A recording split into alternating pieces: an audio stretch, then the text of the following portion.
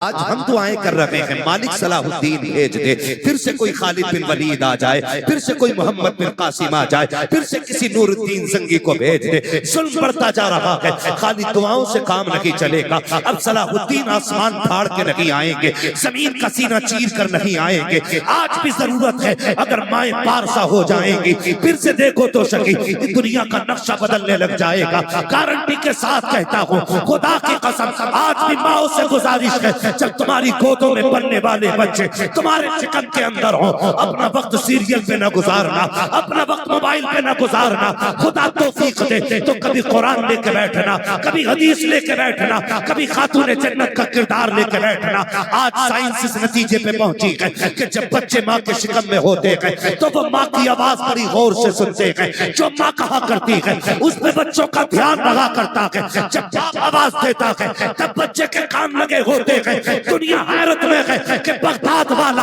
हाफिज कुरान कैसे हो सकता है। गारंटी के साथ कहता हूँ, आज भी बच्चा शर्म में हो, वह कुरान की तिलावत करे, आज भी बेटा 17 पारों का हाफिज कुरान। बारिश इतनी तेज है, मैं समझता हूँ और आप भी अच्छी तरह जानते हैं कि इस बारिश में बहुत ज्यादा देर बैठे रहना बहुत मुश्किल काम है। लेकिन अगर आप भीग रहे हैं तो भीग हम भी रहे हैं। चलो मिल के बादल को चैलेंज करें कि थोड़ी देर तुम भी बरस के दिखाओ और थोड़ी देर हम भी बरस के दिखा लें। तुम अपने रंग की बात करो, हम अपने रंग की बात करें। हमारा तो बस एक ही रंग है जो बरेली के इमाम ने चढ़ाया और कहा, ऐ इश्क तेरे सदके जलने से छुटे सस्ते, ऐ इश्क तेरे सदके जलने से छुटे सस्ते, जो आग बुझा देगी वो आग लगाई। अभी आपने भाई गुलाम नूरे मुजस्सम साहब, भैया आप लोग या तो साइड से हो जाएं या बैठ जाइएगा। मैं आपकी मोहब्बतों को सलाम करता हूँ। इतनी तेज बारिश में बैठे हुए हैं, भीग रहे हैं। ये भी हो सकता है कोई बीमार हो जाए और ये भी हो सकता है कि ये बारिश किसी की मौत का सबब बन जाए।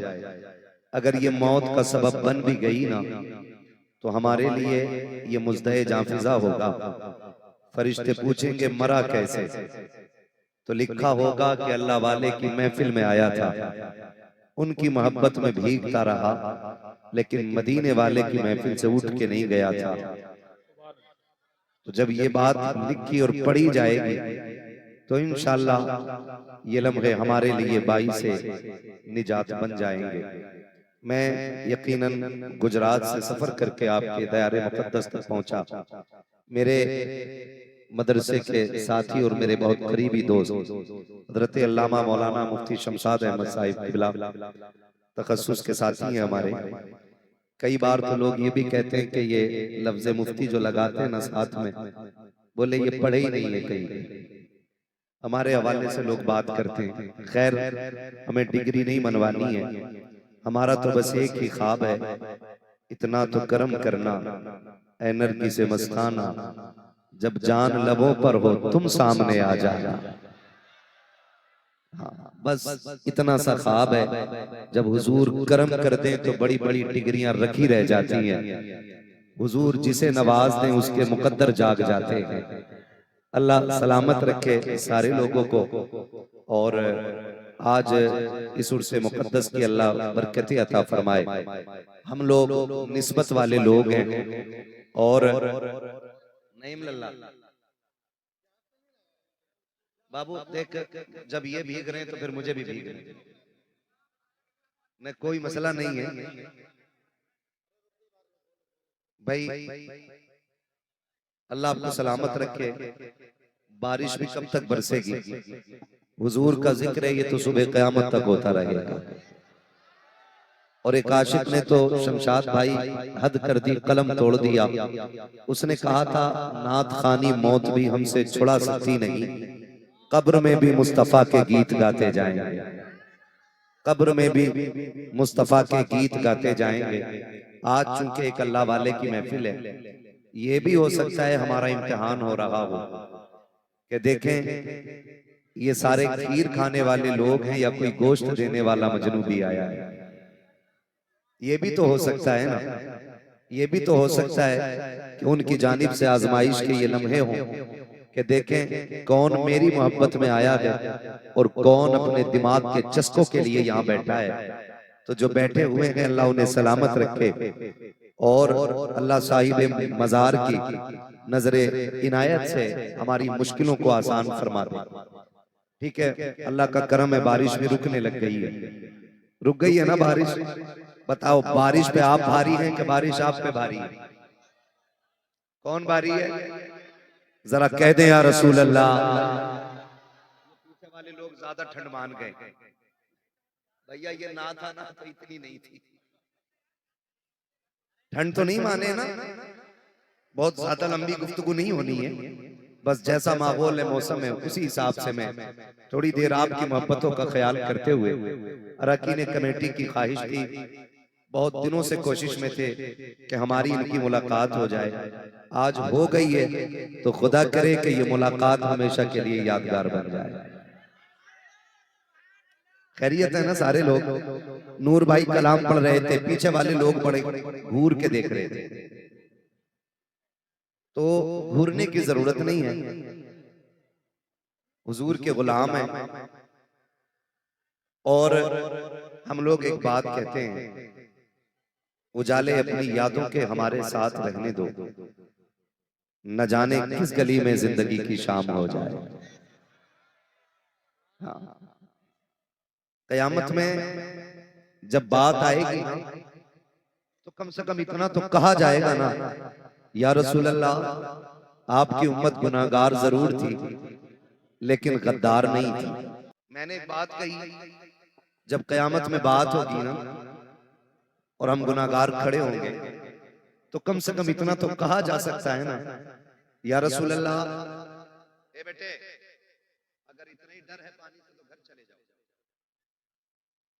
वरना थोड़ी देर बैठ। मुझे बहुत ज्यादा लंबी गुफ्तगू नहीं करनी है, मैं तो मुफ्ती साहब से कह रहा था सलाम पढ़ लिया जाए, मगर चूंकि नबी रहे आला हजरत की भी आमद होनी है और हमें उनकी भी जियारत करनी है, तो बस यूं समझें आपके और उनके फासले का नाम ही हम्माद रख गया है आज। हाँ, तो थोड़ा सा बर्दाश्त करें, सब्र करें। आप बैठे हुए उन्हें देखें जो मेरे भाई खड़े होकर हुजूर की बातें सुन रहे हैं। हमारे सर पे ये शामियाना है ना, हमारे कुछ भाइयों के सर पे ये शामियाना भी नहीं है, लेकिन अगर ये भी शामियाना बिल्कुल ना हो तो हम सुन्नियों के सर पे खुदा की रहमतों का शामियाना जरूर होता है। हम अल्लाह वालों की महफिल में बैठे हैं। मैं आपको चंद बातें बता दूं, कोशिश ये कीजिएगा कि आप अपने मुर्शिद की नजर में चढ़ जाएं। क्यों? अगर हम 1000 बार ये कहें कि हम आपके हैं तो कुछ नहीं होता है। वो एक बार ये कह दें कि ये मेरे हैं तो बेड़ा पार हो जाता है। हम जिससे भी प्यार करें इस हद तक करें कि हम उसकी नजरों में चढ़ जाएं, और जब कोई किसी की नजरों में चढ़ जाता है ना तो फिर दुनिया उसे गिरा नहीं पाती। मुफ्ती साहब बेदम फारसी का वो शेर कभी कभी तन्हाई में भी याद आता है तो उठा के बैठा देता है। बड़ी बात बेदम फारसी ने कही थी। उसने कहा था सारी दुनिया की निगाहों से गिरा है बेदम,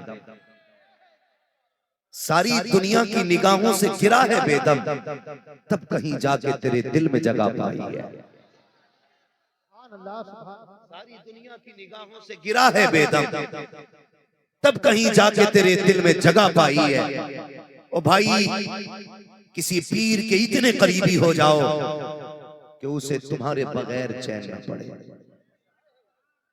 उसे तुम्हारे बगैर चैन न पड़े। किसी से ऐसा दिल लगा लो कि तुम जहां रहो उसकी नजरें तुम पे रहनी चाहिए। कई बार ऐसा होता है हम समझते हैं पीर के नाम की बिरयानी अहम है, कभी ये सोचते नहीं नहीं पीर को बुला के खाना खिला देना अहम है। सबसे अहम है किसी के दिल में जगह बना लेना।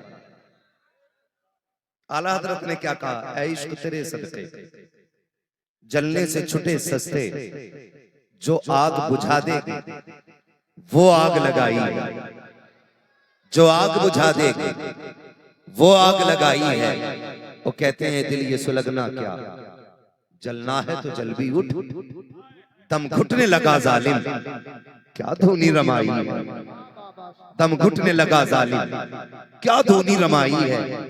किसी के दिल में जगह बना लेना बड़ी बात होती है। नहीं मेरे लाल बैठ, अल्लाह तेरी हाजिरी कबूल करे, तेरे सदक़े में मेरी भी कबूल करे। बस मैं चंद बातें करना चाहता हूँ। विलायत की जमीन पे एक बहुत बड़ा सूरज नमूदार हुआ जिसको दुनिया बाबा फरीद गंजे शकर के नाम से जानती है। कौन फरीद? ये वो फरीद हैं कि जब किसी गली से गुजरते थे तो लोग चेहरा देख के कलमा पढ़ लिया करते थे। इस्लाम में ऐसे रच बस गए थे ये लोग कि इनका चेहरा देख के लोग कलमा पढ़ लेते थे। मुकदमा हो गया बाबा फरीद पे, लोगों ने कहा इसे कैद किया जाए। क्यों? कई इसके चेहरे में वो असर है कि जो इसे देखता है मुसलमान हो जाता है। लोग हमसे पूछते हैं ना कि हम किसी सैयदजादे का उर्स क्यों कर रहे हैं, हम वलियों की महफिल क्यों सजा रहे हैं, तो एहसान है वलियों का। मुकदमा हुआ कि जो इनका चेहरा देख लेता है वो मुसलमान हो जाता है। ये याद रखिए। तारीख मुकर्रर हुई कोर्ट की, बाबा फरीद को हाजिर किया गया कोर्ट में। सिपाहियों ने कहा पर्दा डाल के जाना वरना फैसला तेरे हक में आएगा। बाबा फरीद ने चेहरे पे पर्दा डाला, मुकदमा शुरू हुआ। जब बहस शुरू हुई कि ये जो पर्दे में शख्स खड़ा है ना, इसे लोग देख के कलमा पढ़ लेते। जज ने कहा ये बात समझ में नहीं आती, हमें भी जरा चेहरा दिखाओ। क्या ये सच है कि लोग इसका कल चेहरा देख के कलमा पढ़ लेते? तो बाबा फरीद ने जैसे चेहरे से नकाब पलटा, जज की निगाह पड़ी, जबान से जारी हो गया ला इलाहा इल्लल्लाह। जिसने देखा कलमा पढ़ के मुसलमान हो गया। घर आने लगे, दरवाजे पे पहुंचे, मुस्कुराहट के चेहरे पे माँ कहने लग गई फरीद बड़े खुश हो? कहने लगे अम्मा रब ने तेरे लाल को वो कमाल बख्शा है कि जो इसे देख लेता है वो कलमा पढ़ के मुसलमान हो जाता है। और हंस इसलिए रहा हूं कि आज मुझे देख के जज ने भी कलमा पढ़ लिया। माँ ने मुस्कुरा के बेटे के कंधे पे हाथ रख के कहा फरीद कमाल तेरा तो नहीं है ना, ये जो लोग कलमा पढ़ रहे हैं ये तेरा कमाल तो नहीं। अम्मा फिर किसका? का वो कमाल तो मेरा है। कम्मा कैसे? कहने लगे फरीद मुझे याद नहीं मैंने कभी जिंदगी में तुझे बगैर वजू के दूध पिलाया हो, तुझे बगैर वजू के दूध पिलाया हो। आज मैं कहना चाहता हूँ, आज हम दुआएं कर रहे हैं मालिक सलाहुद्दीन भेज दे, फिर से कोई खालिद बिन वलीद आ जाए, फिर से कोई मोहम्मद बिन कासिम आ जाए, फिर से किसी नूरुद्दीन जंगी को भेज दे। जुल्म बढ़ता जा रहा है, खाली दुआओं से काम नहीं चलेगा। अब सलाहुद्दीन आसमान फाड़ के नहीं आएंगे, जमीन का सीना चीर कर नहीं आएंगे। आज भी जरूरत है, अगर माए पारसा हो जाएंगी फिर से देखो तो सही दुनिया का नक्शा बदलने लग जाएगा। गारंटी के साथ कहता हूँ खुदा की कसम, आज भी माओ से गुजारिश है जब तुम्हारी गोदों में बनने वाले बच्चे तुम्हारे चिकन के अंदर हो, अपना वक्त सीरियल पे न गुजारना, अपना वक्त मोबाइल पे न गुजारना। खुदा तौफीक दे तो कभी कुरान लेके बैठना, कभी हदीस लेके बैठना, कभी खातून जन्नत का किरदार लेके बैठना। आज साइंस इस नतीजे पे पहुंची है कि जब बच्चे माँ के शिकम में होते हैं तो वो माँ की आवाज बड़ी गौर से सुनते हैं। जो माँ कहा करती है उस पे बच्चों का ध्यान रहा करता है। जब बाप आवाज देता है तब बच्चे के कान लगे होते हैं। दुनिया हैरत में है कि बगदाद वाला हाफिज कुरान कैसे हो सकता है। गारंटी के साथ कहता हूँ आज भी बच्चा शिकम में हो, वह कुरान की तिलावत करे, आज भी बेटा 17 पारों का हाफिज कुरान।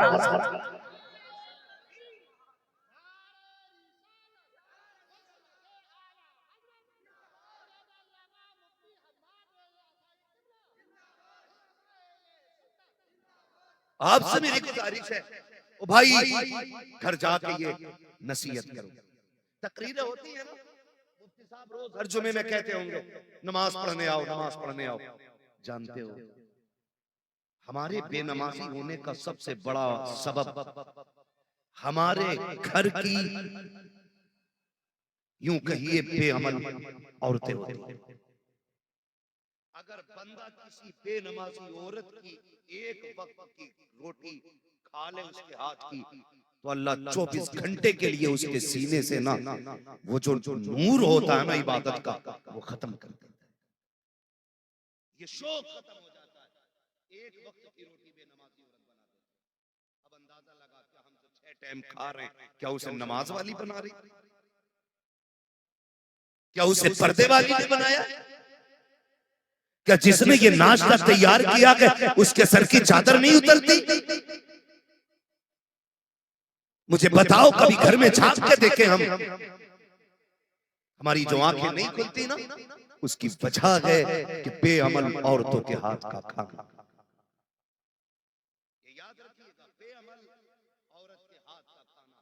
माफ कीजिएगा, जनाजे देखे ना, देखे जनाजे, मैयत देखी है, कब्रिस्तान भी गए होंगे। जब मर्द को उतारा जाता है ना, तो कोई पर्दा नहीं, चारों तरफ से लोगों का हुजूम। लेकिन जब किसी बिन्ते हव्वा को उतारा जाता है, जब भी कोई बेटी उतारी जाती है कब्र में, तो हमारे यहाँ का उसूल यह है, कपड़ा लगाया जाता है। होता है नहीं मुफ्ती साहब? कब्र के चारों तरफ कपड़ा लगाया जाता है। क्यों? का एक औरत का जनाजा उतर रहा है, किसी गैर महरम की नजर इसके कफन पे न पड़ जाए। एक बंदा ऐलान करके कहता है, इधर कोई न देखना, जनाजा कब्रिस्तान में आ गया है, मैयत को कब्र में उतारा जा रहा है। उस वक्त ख्याल आता है, आज पर्दे की सूजी है। आज ख्याल आया इस पर्दे का। ऐलान करने वाले, काश ये ऐलान तूने उस दिन किया होता जब तेरी बेटी घर की चार दीवारी से बाहर निकल रही थी। काश ये सख्ती उस वक्त दिखाई होती जब ये किसी शादी में बिना नकाब बिना दुपट्टे के जा रही थी। हमारी कौम को क्या डूब के मरने का मकाम नहीं? मैं पूछना चाहता हूं, वो सलाहुद्दीन अय्यूबी जिसने बैतुल मुकद्दस फतह किया और बातिल के इरादों को चकनाचूर किया, और जब बैतुल मुकद्दस पर खड़े होकर रब का शुक्र अदा किया और खुतबे फतह दिया था, तो जो यहूदी कैदी बना के लाए गए थे ना, तो उन्होंने सामने खड़े होकर कहा था, सलाहुद्दीन क्या सोच रहे हो? का शुक्र अदा कर रहा हूं, मेरे रब ने बैतुल मुकद्दस की फतह अता कर दी है। तो उसने कहा था, आज तो तूने फतह कर लिया है, कल हम फिर कब्जा करेंगे इस पे। ये यहूदियों ने कहा था, हम कल फिर कब्जा करेंगे इस पे। कल कौन आएगा बचाने के लिए? तो सलाहुद्दीन अय्यूबी ने एक बात कही, कहा कल फिर से कोई रब सलाहुद्दीन अय्यूबी को पैदा कर देगा, फिर से कोई सलाहुद्दीन अय्यूबी आएगा। उसने बड़ी बात कही, उसने कहा सलाहुद्दीन, अब कोई सलाहुद्दीन नहीं आएगा। कहा क्यों? कहा तुम्हारी बेटियों को हम इतना बेगैरत बना देंगे कि अब कयामत तक कोई भी इनकी गोद में सलाहुद्दीन नहीं आ सकता है। क्या ये हो नहीं गया है? आप कहेंगे कैसे? बर्थडे के नाम पे कपड़े उतर गए। मुफ्ती साहब क़िबला ने बड़ी अच्छी गुफ्तगू की, कभी मेहंदी के नाम पे, शादी के नाम पे। कितनी बेहयाई हमारे घर आ गई। जितना बड़ा अमीर उतना बड़ा बेगैरत है, क्योंकि वो समझता ही नहीं कि मुझ पे शरीयत की हदें लागू। नकाब पहने तो गरीब की बेटी, दुपट्टा सर पे रखे तो गरीब की बेटी, नजरें नीची करके चले तो गरीब की बेटी, रास्ते में कोना पकड़ के चले तो गरीब की बेटी।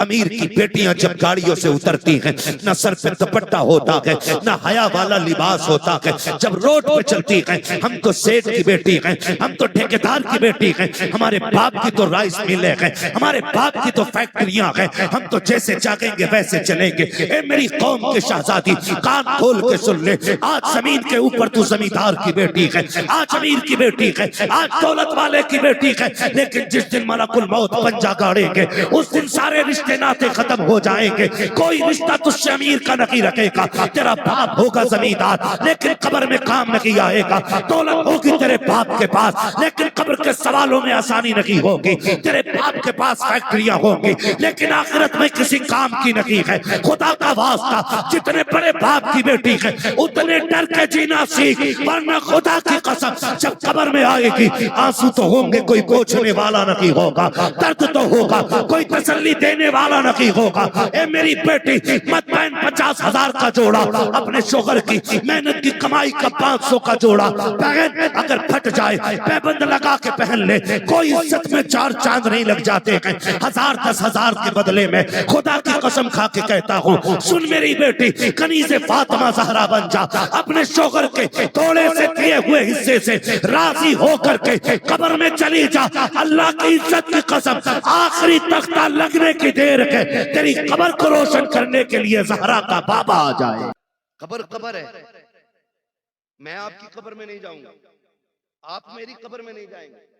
एक एक घर से 6-6 जनाजे भी अभी उठे, हादसे में मौतें हुई, लेकिन कोई बता सकता है कि उन्हें सबको एक कब्र में रखा गया था?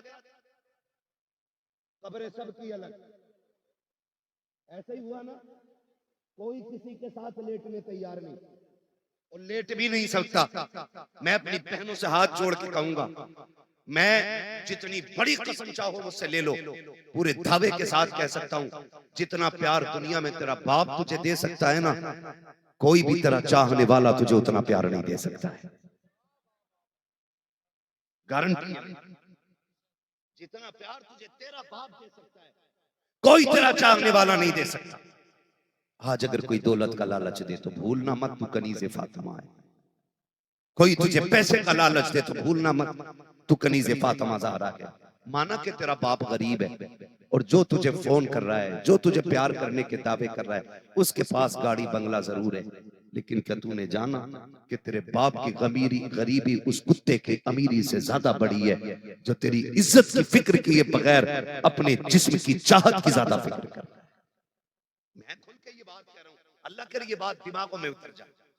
आज जो बेटियां जा रही है ना, उसकी वजह ये है, कोई गाड़ी का झांसा देता है, कोई जेवर का लालच देता है, कोई बिल्डिंग का लालच देता है, कोई कहता तुम्हारे बाप ने तुम्हें वो ऐश नहीं कराई जिसकी तुम हकदार थी। और इतनी सी बात पे बाप से बेवफाई। मैं कसम खा के कहता हूँ, जा, मैंने तेरे बाप को नहीं देखा, तुझे भी नहीं देखा, लेकिन तेरे बाप की मेहनत की मैं इतनी बड़ी गवाही दे सकता हूँ कि उसने खुद तो फटी टोपी ओढ़ी होगी, लेकिन तेरे सर को कभी गैरों के सामने नंगा नहीं होने दिया होगा। ये बाप होता है, उसने कभी तेरे सर की चादर नहीं सरकने दी होगी, क्योंकि वो बाप है। क्या आज जरूरत नहीं है घर में काम करने वालियों की? बोलो है कि नहीं? लोग रखते भी हैं, है ना, काम वाली औरतों को। लेकिन मुझे बताओ, उस बाप को सलाम करने को जी नहीं चाहता जिसने 250-250 ईंटें कमर पे रख के 3 मंजिल चढ़ाई हैं, लेकिन कभी उसने अपनी बेटी को किसी गैर के घर के बर्तन धोने पर मजबूर नहीं किया, जिसने टूटी हुई जूतियां पहन करके पूरी जिंदगी मजदूरी की, लेकिन बेटी का पैर कभी सर की घर के बाहर निकलने नहीं दिया। उस बाप से बेवफाई, उस बाप की इज्जत पे दाग लगाने वाली बेटियों, अगर तुम बाप की नहीं हो सकती तो खुदाए पाक की भी नहीं हो सकती। और मैं उन मजनुओं से भी कहना चाहता हूं जो 2.5 घंटे नाली पे बैठ के बात करके अपने आप को अपने वक्त का मजनू बताते हैं। और सोने, कान खोल के सुन ले, जो भाग करके तेरे साथ आ गई, अगर उसे बाप की इज्जत की परवाह नहीं आज, तो कल उसे तेरी इज्जत की परवाह नहीं हो सकती है ना। तो ऐसी लड़कियों को घर में लाने की कतई जरूरत नहीं जो अपने बाप की नहीं हो सकती। वरना याद रखना, ये जो हालात आप देखते हो ना, फोन करके मुफ्ती साहब कोई तावीज दे दो, कहना भूत आ गया घर में। हम कहते चले जाओ कछोचा शरीफ, जाके उनके तालाब का पानी पिला दो, बड़े बड़े भूत जल जाते। लेकिन पिलाया ही नहीं, नहा के भी आ गई, लेकिन दौड़े कम नहीं हुए, है ना। और दौड़े भी अजीब किस्म के, यहां से भाग के जाएगी, लोग पूछो क्यों भाग रही है, कहीं से कुछ नहीं पता, आगे दीवार आ गई, रुक गई। इसे दीवार का पता है, लेकिन इसे गैरत का पता नहीं। कभी तुमने किसी मदार पर चक्कर लगाने वाली, दौड़ने वाली को दीवार से टकराते देखा? वहां तक ही भागेगी जहां तक जगह होगी, जगह खत्म, रिवर्स के। मतलब इसे पता ये दीवार खड़ी है, इसे दीवार दिखती है, अपने सर के खुले बाल नहीं दिखते। कितने शोहरों के घर बिक गए एक औरत को ठीक करने में। मैं कहता हूं बाद में कुछ ठीक नहीं होता है, जो भी ठीक करना पहले करना। आप कहेंगे पहले कैसे? तो मैं कहूंगा सुन, जब दुल्हन तलाश करने निकले ना, तो दौलत वाली ना देखना, दीन वाली बेटी तलाश करना। कैसी बेटी? कैसी बेटी? दीन वाली बेटी तलाश करना। कसम खुदा की, जब दीन वाली दीन लेके आएगी ना, तो अपने ही नहीं पूरे घर के भूत उतार देगी।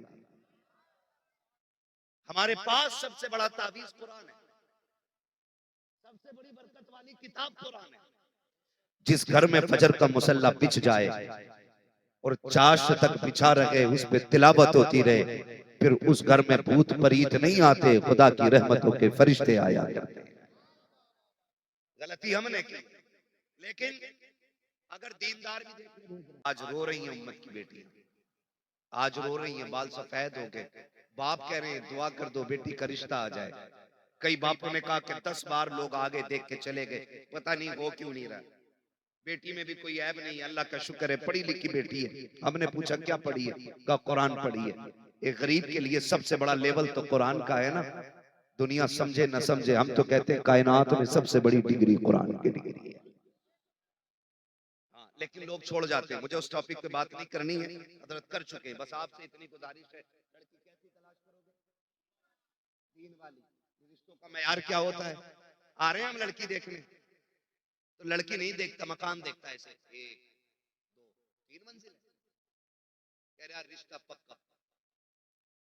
रिश्ता पक्का नहीं कहते, मकान पक्का है। हाँ हजरत, गरीब की बेटी को हदीस आती हो, कुरान आता हो, कच्ची छत पड़ी है, कहता घर जाके जवाब देंगे। इस बात का जवाब घर जाके देगा, ये जो हराम के लुक में खाए नाक तक, इसका पैसा कौन भरेगा? लोगों को काम कोई नहीं, लड़की देखने भी जा रहे हैं 3-3 गाड़ियां। मुश्किल कर दी जिंदगी, 3-3 गाड़ियां भर के जा रही। और भेजने वाले भी कितने बेगैरत हैं। लड़का पहले कहते हैं मेरा कजिन देखेगा, पहले उसे पसंद तो मुझे पसंद है। मैंने कहा तू मर्द है ही नहीं। मैं ऐसे शख्स को नामर्द कहता हूं जो शादी से पहले अपनी बीवी को बेहिजाब करता है। मर्द का काम बीवी को हिजाब में रखना होता है, बेहिजाब करना नहीं होता है। और दूसरी बात रखनी तुझे, बीवी तेरी बनेगी ये कलुआ को क्या पता? ये क्यों बताएगा? ये कंडीशन हमारी, गैरत का जनाजा निकल गया, बेटियों के बाजार लगने लगे। क्या आज ये बेगैरती नहीं है कि अंगूठी पहनाई जा रही है, तखत बिछा के, गुब्बारे लगा के? जो काम यहूदियों के थे आज हमारी कौम में आ गए। लड़का लड़की को अंगूठी पहना रहा है। क्या हो रहा है?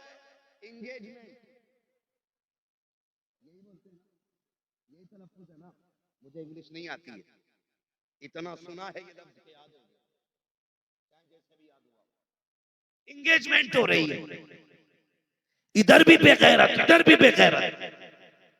और जैसे अंगूठी हाथ में पहुंची, हिजड़ों ने तालियां बजानी शुरू कर दी। जो इज्जतों के रखवाले थे, उन्होंने आम महफिल में लाके बेटियों की इज्जतें बेच डाली। और फिर हम कह रहे हैं मौला सलाहुद्दीन दे दे। किधर से आएगा सलाहुद्दीन? मुझे बताया जाए।